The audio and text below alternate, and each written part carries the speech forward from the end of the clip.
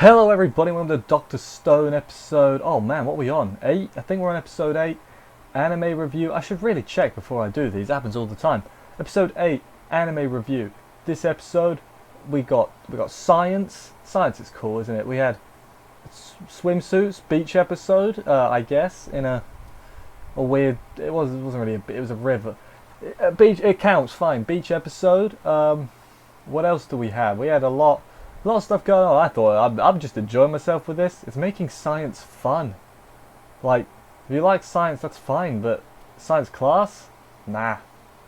Science itself is fun. Science class? Nah. Let's just get on with the episode. Wish Senku was my science teacher. So we begin with the villagers all discussing what's going on. Turns out the village chief already disowned Kohaku. Like, yeah, nah. She keeps breaking the rules. Can't be having none of that. Throw her out, well, not throw her out of the village, but throw her out of my house. She can live on the streets or in another house. I don't think they have to pay bills in this stone world. Do they have taxes? They probably haven't invented taxes yet. Yeah, but then while that's going on, Ruri falls over and starts coughing and clutching at her chest. Oh no, she might be dying. I'm sure she'll be fine though. So Senku's beginning his plan to make medicine. Kohaku's in. Chrome's in. They're like, how do we do it? And he's like, well, I got a 42 stage plan on what to do.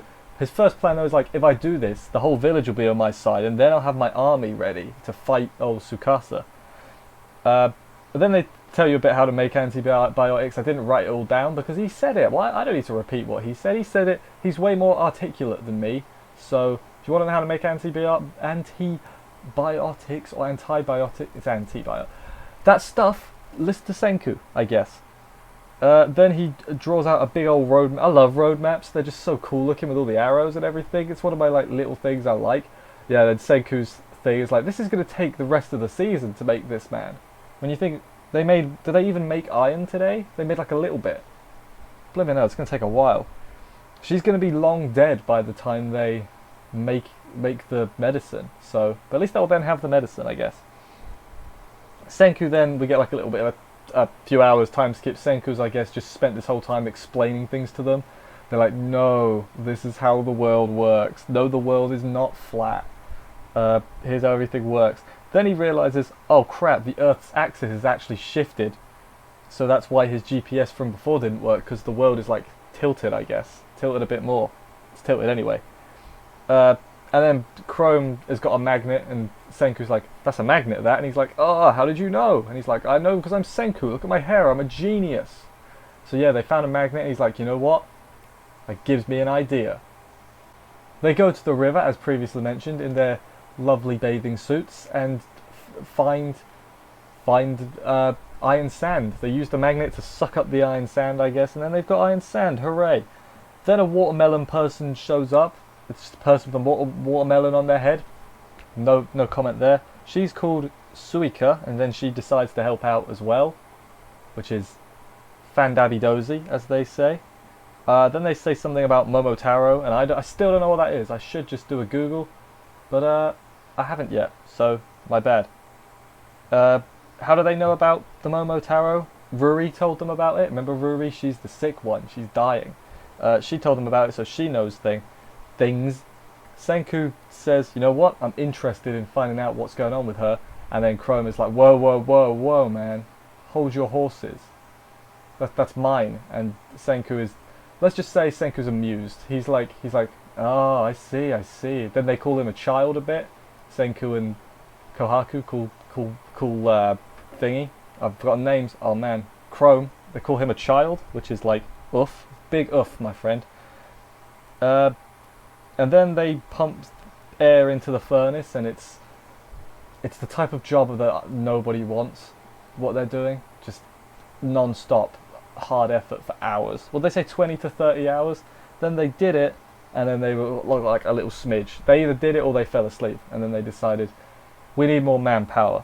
Suika, you go spy on the village and find out what they want, and if we can give it to them, so we have a better we can bribe them, essentially, is what they're trying to do. So yeah, we go to the village while that's going on. They're all basically talking about Senku in one way or another. There's a lot of stuff. Suika finds out there's like 3 sisters. There's people eating food. There's just some other people just talking about him, trying to find out what they want. Suika reports back to Team Senku, I guess, Team Science, that's what we call them, Team Science, with her findings. First thing, you can't make a boyfriend with science, is what Senku says the best line. He's like, you know what? That's not something, that's like the one thing we can't make. And then Kohaku's like, you know what, Senku? You're pretty attractive, but I don't think they'd go for you. And I'm like, oh. And Senku just doesn't respond to it. That's the type of thing I want. I want them, it's like flirting, but it's not. Like, they're being completely blunt with each other, but it's not flirty at all, if that makes any sense. I like that dynamic they've got. It's different. It'd be weird, like if Senku had just gone, what? Blushy face, I would have been like, come on man, that's not what he does. But no, he completely no-sells it, and I like that. I like that completely. What happens next? Make something that's not grilled fish. He's like, I can do that. Food is science. That's another one of my favourite quotes of the episode. Food is science, because he's bloody right. My brother did food science at school. I think he hated it because he wanted to cook and not learn the science of cooking, if that made sense. Food science. Science is food. Food is food is science. Then a dog shows up, so I guess dogs still exist in this world. They haven't been eaten by the lions yet. I've got the dog's name. Not important.